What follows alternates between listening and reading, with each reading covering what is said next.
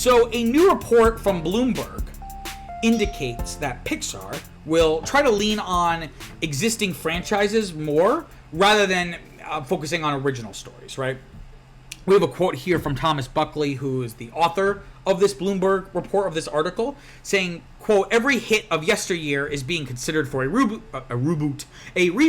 with Finding Nemo and The Incredibles regarded as particularly strong candidates for new titles," end quote. And notice they're not more sequels, but reboots, as in stories that will not be canon to the original storyline, taking the concept and completely kind of flipping it on its head. So what's the context for this? So, Pixar, I don't need to explain what Pixar is, but I will speak to a little bit about the impact of Pixar, right? Starting with its, originally started as a digital 3D animation subsector of Lucasfilm and ILM, got kind of spun off, kind of focused on shorts and stuff, and eventually made its first feature film with Toy Story in 1995. Essentially revolutionized theatrical animation in general, and essentially created a sub-industry of 3D animation that essentially just became the animation industry. That the dynamic is flipped, that really now 2D animation is more niche. And obviously, I was very fortunate to basically grow up in like the Pixar, golden age, if you will. Like, I was born in 1997, so I was there for, that early, basically the stretch of the 2000s, Monsters Inc. and Incredibles and Ratatouille, Toy Story 3. Like when Toy Story 3 came out, I was like 13, right? So it was like kind of like this big stretch. And the 2010s, though, the company started to struggle critically with their films, right? So again, for context, it was an independent studio. Disney would distribute their films, but it was not owned by Disney. And then there was a potential that that they would no longer distribute their films. There was big issues between Pixar and Michael Eisner, Disney villain of the era. But then once Bob Iger becomes CEO, one of his first kind of acts is he acquires Pixar. And that was like 2006. Some would argue that's where things maybe started to go downhill, right? So once you start having films that started development under the Disney umbrella, really in the 2010s, is, they still made good money, but it was clear that the golden age was behind them, right? And also didn't help that John Lasseter, the Walt Disney of Pixar, so to speak, left the company in like 2017 or 2018 due to the Me Too movement, right? He had been accused of not sexual assault or anything, but just very inappropriate, behavior with female workers and colleagues and subordinates, sometimes veering into like just full-on sexual harassment. But I'm not saying therefore he should have stayed because he was the glue holding all together, but that's ultimately a reality of the situation, that the company was already kind of struggling, creatively, and that really did not help, right? And since the dawn of the pandemic, the company has struggled not only critically but commercially. Critically, it's kind of mixed, right? So and by mixed, I mean, well, I'll get to it. So the reviews seem to be pretty decent. So if you look at Pixar's films going from 2020 onward, and onward is a pun, because the first one would be Onward, right? That has an 89% in Rotten Tomatoes, but it opened like right before the pandemic. So that kind of became DOA in terms of box office. Then their next movie, Soul, was very well received, though I thought it was only kind of like okay. Has 95% in Rotten Tomatoes, but it went straight to Disney+. Their next film, Luca, also was pretty well loved at 91%, went straight to Disney+. Then Turning Red got a 95% of Rotten Tomatoes, went straight to Disney+. So you're seeing a trend here. Their first theatrical release since Onward, Lightyear in 2022, only got about 74% of Rotten Tomatoes, and it was a big commercial flop. It wasn't a huge bomb, but like I think it was made for like $240 million, like something crazy, and basically made that in its box office worldwide. So definitely not ideal, worse than not ideal. And then their next film and their latest film until Inside Out 2 comes out this month. I think it's like only a couple weeks from now. Their last film, Elemental, also got I think like a 73% on Rotten Tomatoes. And also with all this, I also just remembered like that's what I have here on the left side of the screen. This chart, basically, this is from the Bloomberg article. Kind of charts all of Pixar's films and kind of comparing the box office results to like the Rotten Tomatoes score. I know like, the first couple films are kind of blocked off by that giant number 3, but still, you know, those are not really super relevant to this discussion. But Elemental, I think, got like a 73% of Rotten Tomatoes. Despite kind of having legs and kind of ending up becoming like the 17th highest grossing film domestically in 2023, it had one of the worst openings in Pixar history, right? Especially, you know, compared to previous films from the studio. And again, like I said, it's very weird to try to be like, put a feather in its cap. It was the 17th highest grossing film domestically in 2023, right? But it wasn't, okay, so you could say it was in the top 20, right? But if you compare that to 2019, where Pixar's release was a Toy Story 4, that came in at number 3 for the year domestically and made over like $1 billion, I think, worldwide. So, you know, you kind of see the 3 or 4 year the 4 or 5 year difference in the studio's success at the box office. We have a quote here from Jim Morris, who's Pixar's president, saying, quote, in reference to Elemental not doing so well, saying, quote, "We were all kind of gut punched and it was tough on morale. I thought it was a good film with a Pixar feel, so when it didn't work, that was like, whoa. I was thinking, do people just not want to see this kind of film we make anymore? Is that done?" End quote. I would argue that while Elemental was like decent, it was pretty formulaic and generic, and I feel like Pixar has really kind of developed a formula that it kind of is, you know, even its best films of like the past 10 years or so, like maybe stick to a little bit too closely.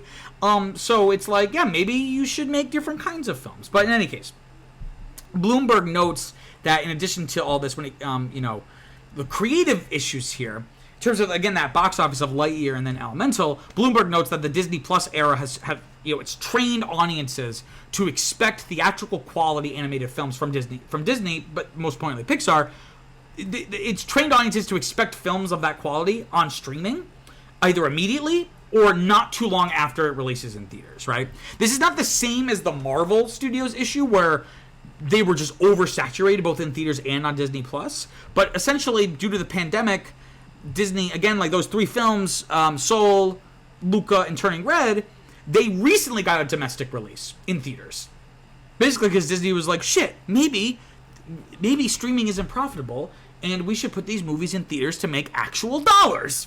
So, you know, it's not necessarily the same situation like oversaturation, like Marvel had, but there's definitely an issue of Disney, and they're not alone in this, right? Every studio, basically, except Sony, did this.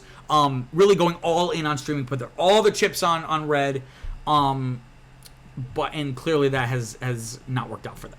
And of course, this is all in the same context as Bob Iger returning to Disney as CEO after he left in early 2020.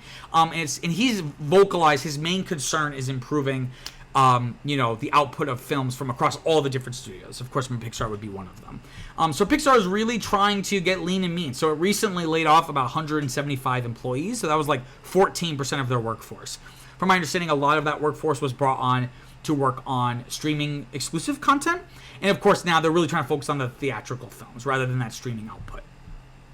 And Bloomberg also notes that, you know, Inside Out 2, which I think comes out in like a week and a half, like not this Friday, but the next Friday on June 14th, I think. Inside Out 2 is really going to be the real test of Pixar president Morris. Like I said, it's really going to be a test of his strategy, right? Morris said here, quote, "With a sequel, if you put something out there that doesn't have the goods, then you will be punished for it. Having had the doldrums we did, it will certainly be a good test with Inside Out 2 for us to see, does this stuff still work or does it not?" End quote.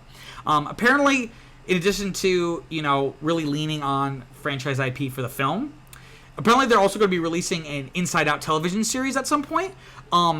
I couldn't get clarity on if that would be a television series, like television, or on Disney Plus. The show would be called Dream Productions. It would be about Riley's dreams and all this stuff. Really trying to milk this idea, which I'm kind of like a Inside Out hater. I don't hate the film, but I kind of find it okay. But it makes me dislike it more because everyone talks about how great it is. So I thought the original film was milking the cow dry. I feel like there wasn't really a lot there to make a satisfying full film. So the fact that they're making a sequel and potentially a show, I feel like is just it's. I think they will get punished, like Morris said. But again, all of this brings up the classic issue with Hollywood studios relying on recognizable franchises and IP. are we just going to pretend that Inside Out, like, are we just going to ignore the fact that Inside Out was itself an original idea? That it was not a sequel or a reboot or a spin-off of something? Granted, it was not a very original idea, lowercase o, right? Like, in the sense, like, I mean, like, people have done films and stories and clips of you know, like a group of people in your head that are kind of like represent all the different parts of you, right? But it was not based on anything, right? And it did really well. So, like, in order to have franchises that you can milk, you need to create franchises, right? And again, audiences, I think, are becoming more and more aware of that. They're becoming a lot more savvy, right? So we have a quote here from Pixar's Senior Vice President of Development, Lindsay Collins. She describes kind of having a conversation with her son, and she said, quote, "The other day I was like, what if I told you we were making an Incredibles 3? And he was like, money grab. And I was like, fuck." Which I'm surprised that she said.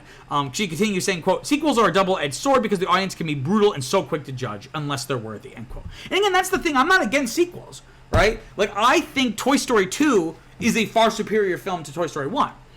But you have to justify that film's not only existence, but then execution, right? It has to both be good in concept and practice. And a lot of these films that Disney has been pumping out that, again, are spin-offs or reboots or remakes or whatever they are, just don't have the goods, right? Overall, I find this whole kind of approach of, like, really focusing on, like, hey, these films that were more personal and idiosyncratic didn't do as well, so maybe we need to just do, you know, Toy Story 5, which I think is happening, which, the fact, like, Toy Story 2 was the best one. They could have just ended it at Toy Story 2. I'm sorry. Let me get back to brass tacks here. So again, it's not really an issue of whether a film is original or new, or if it's original or a continuation of a franchise. A lot of these films were just underwhelming, right? You know, Rotten Tomatoes scores are one thing, but audiences aren't the same as critics, right? So I imagine if you go and look at some of the user scores for these films, like especially like on places like Letterboxd, you know, those films that have like fairly high Rotten Tomatoes scores are not going to have the same kind of love, right? They just don't strike a chord in the same way. And again, are we just going to ignore that original films, original stories is how Pixar made a name for itself, right? Like Toy Story, Monsters, Inc., The Incredibles, Ratatouille. These are all not only did well financially, are some of the best films in the media, in animation, and some of my favorite films of all time. So you don't get franchises out of those. You don't get franchises out of nothing. You have to take those chances in order to actually even have the option to turn something into a franchise, right? And again, the newer films have mostly been interesting innovations, even if I don't necessarily love them all. But Turning Red is one of my favorite films of that year, and it's one of I think it's one of Pixar's best films in years. So ultimately, I think that Pixar and Disney are taking the wrong lessons from the failure of something like Lightyear, right? It seems to think like they think like, oh, it wasn't IP. It wasn't the fact that this was a continuation of a franchise that no one wanted to see a continuation of or a spinoff from, but the issue was that it was too different from the IP, which I think is wrong, right? I think the issue was that no one gave a shit because no one gives a shit about a Buzz Lightyear diegetic spinoff, especially if it's not very good. And we have a great quote here from Mary Kate Carr in an article she wrote for AV Club, which, sidebar, not to throw shade at AV Club, but I feel like it's really gone downhill, and I think other people have said that. But this is like the first interesting thing I've read from AV Club in like months. So I really wanted to give a shout out here. And in her article, she said, quote, "One might look at those examples, like Lightyear, for example, and extrapolate that interconnected stories are a bigger risk. Sequels and spin-offs come with pressure to live up to the original, while originals just need some time and nurturing to get off the ground. When you look at something like Elemental, which didn't open big, but needed that time to kind of develop and grow, right? Ultimately, like we said, the company has just had a major brain drain, right? There's like this original kind of core group of people at Pixar at its start. You had like John Lasseter, Pete Docter, Andrew Stanton, Joe Ramp, Brad Bird to an extent. Really the only one left is Pete Docter, right? He's the only like of that original visionary group that's still left, right? And again, I think maybe it's helped in terms of the bottom line, but their films were doing so well before that. I think the Disney buyout may have been for the worst, or worse, right? I think maybe it would have been better if they could have stayed independent. but again, still had that distribution deal with Disney.